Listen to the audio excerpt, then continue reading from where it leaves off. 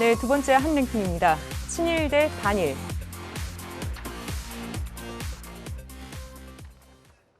네, 북한이 올 들어 탄도미사일 22차례 그리고 순항미사일을 2차례 시험 발사했는데 이 중 10번이 윤석열 정부에서 이루어졌습니다.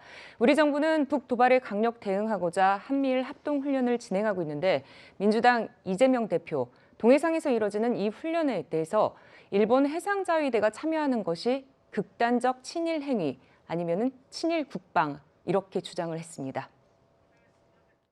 일본 자위대를 특히 독도 근해에서 합동훈련하게 되면 두 가지 문제가 있는데 첫 번째는 일본 자위대를 정식 일본 군대로 인정하는 거 아닙니까?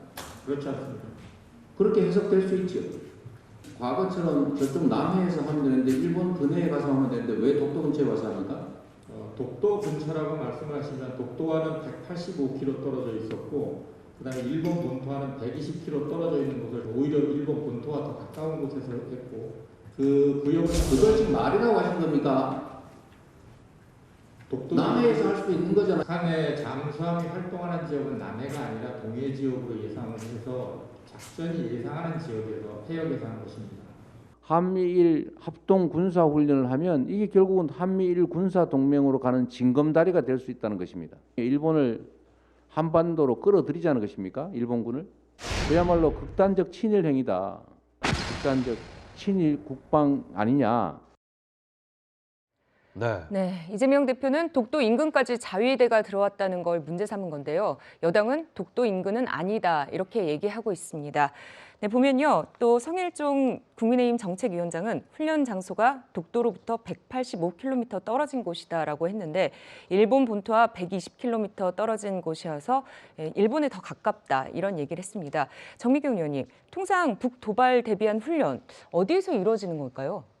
제가 사실 이제 국방위원을 전 오래 했기 때문에 국방위원 국회에서 네, 하셨죠? 저는 그리고 예. 사실은 그 오키나와 동경에 있는 그 주1 미군 부대를 다 봤어요. 돌아봤어요. 네. 근데 사실은 이제 이거예요. 그러니까 우리 대한민국 안보의 핵심은 한미 동맹입니다. 네. 그럼 한미 동맹의 핵심은 뭐냐면 한미 연합 훈련이에요. 네. 근데 지금 한미일 이 훈련을 사실은 이제 국방장관이 합의를 한 거는요.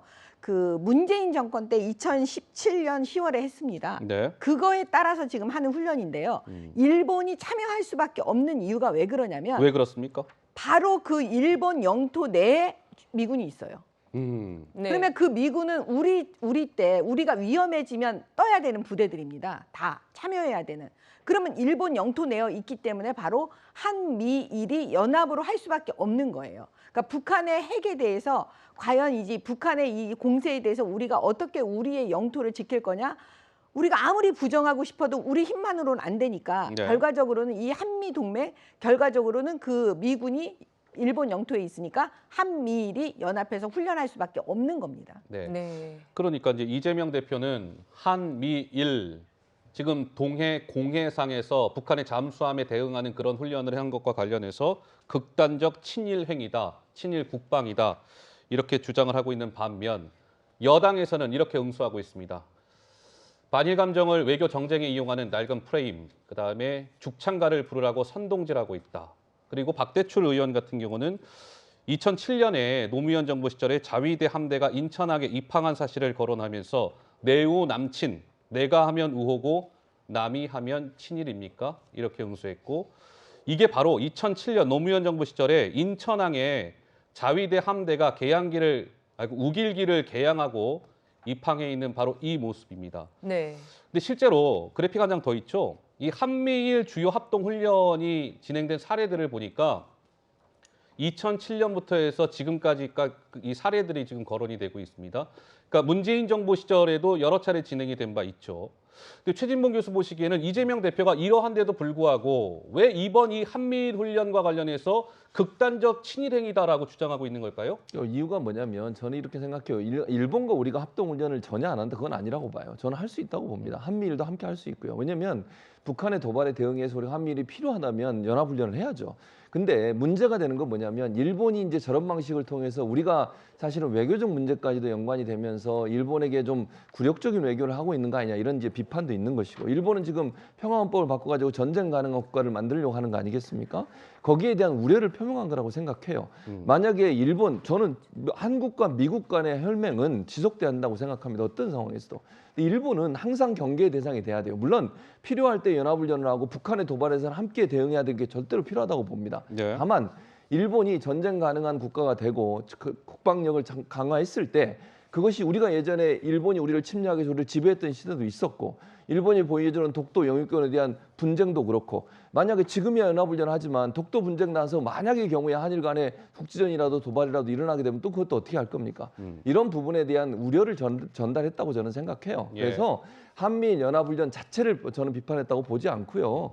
그것이 혹시나 일본의 어떤 전쟁 가능한 나라로서의 평화헌법까지도 용인되는 쪽으로 가는 것에 대한 경계의 목소리라는 생각이 들고 예. 저는 일본이 군사력을 국방력을 키우는 문제에 있어서 우리가 조금 더 좀 조심스럽게 접근할 필요가 있다. 연합훈련은 필요할 때 하되 그것이 일본의 국방력을 용인해주는 쪽으로까지 우리가 동의하는 그런 모습으로 보이지 않기를 바라는 이유가 아니겠나 이렇게 생각합니다. 예, 박상규 의원. 남해에서 하면 되지 않느냐는 이재명 대표의 그 문제 제기 주장에는 치명적인 그 오류가 하나 있습니다. 뭐냐면 이 로널드 레이건함이 니미츠급 항모예요. 이거 자체가 남해에 들어올 수가 없어요. 또 하나 이번 훈련의 목적은 대잠 훈련입니다. 잠수함. 예. SLBM 탐지력이 목표인데 세계에서 가장 P3C 초계기를 많이 갖고 있는 나라가 미국이고 2위가 일본입니다. 100대가 넘게 갖고 있다 그래요. 그러니까 그 능력이 탐지 능력이 필요한 겁니다. 그리고 동해가 알다시피 수심이 깊기 때문에 대잠 훈련은 동해에서 하는데 독도로부터 떨어져서 그게 사실상 일본에 치우쳐 있는 공해상에서 한 훈련이거든요. 그러니까 독도 문제만 나오면 이 진보 진영이 좀 민감한 반응을 보이고 좀 이렇게 필요 이상으로 좀 업셋되는 분위기가 있는데 그런 점에서 차분하게 이번 훈련의 성격에 대한 고찰이 좀 필요하지 않을까 저는 그렇게 생각합니다.